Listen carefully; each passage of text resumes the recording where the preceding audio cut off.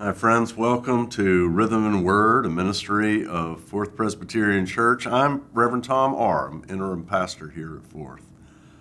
We're in the midst of conversations about the Beatitudes, and this time I want to talk about this particular Beatitude, the wisdom from Jesus. He said, "Blessed are those who hunger and thirst for righteousness, for they will be filled." Hungering and thirsting for righteousness. One summer, our family took a trip to the Grand Canyon. I don't know if you've ever been there, but it's absolutely stunning. We took a wonderful hike down into the canyon. We ate our lunch there, and then we hiked back up. But what we didn't do is we didn't take enough water, and we got thirsty. Actually, some of us thirsty enough, it made us a little sick. Hunger and thirst, they are indicators of what our bodies need. Jesus says we also need righteousness.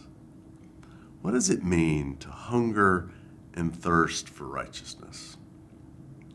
I read John Meacham's book, His Truth is Marching On. It is a biography of John Lewis. There are probably many individuals who have embodied this beatitude, and John Lewis was one. Meacham tells of a moment during the Civil Rights Movement when freedom rides were crossing the South. The buses had reached Alabama, and the threats of violence and the realities of violence were high.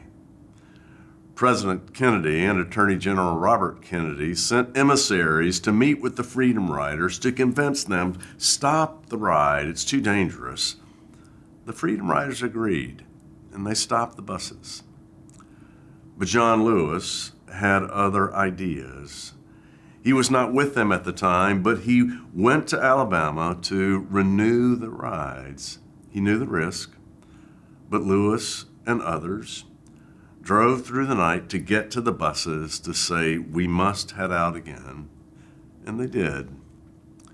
Meacham said this: they weren't thinking pragmatically or even rationally, for their thought was shaped not by the fears of the world they knew, but by the hopes of the one they were seeking. They were living toward God's promised day, no matter the cost, with thoughts shaped less by fear of the world they knew, and more by hope of the one they were seeking. That's what it looks like to hunger and thirst for righteousness, to want the wrongs in the world to be set right. It's a high bar, and as I said, none of us live up to that very often. But Jesus gives us this beatitude, and I tell you that story about John Lewis, not to point out our weakness, but to point to the inspiration. Viktor Frankl was a psychotherapist who did some amazing work after he survived several Nazi prison camps. He once said, "Decent people are a minority in history, but they inspire us to the greatness of decency." I think Frankl has an important insight. None of us is decent or faithful all the time. We all stumble. But when Jesus gives his life to teach us of the kingdom of heaven, he's inviting us not to be defined by our failings, but by his grace, and to be inspired by the decency when we see it in the world.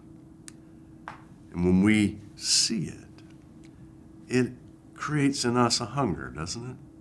It creates in us a hunger for righteousness, for things to be right, for relationships to be right. And when that is our hunger, when we know that's what we need to survive, well, then Jesus would say, that's blessed.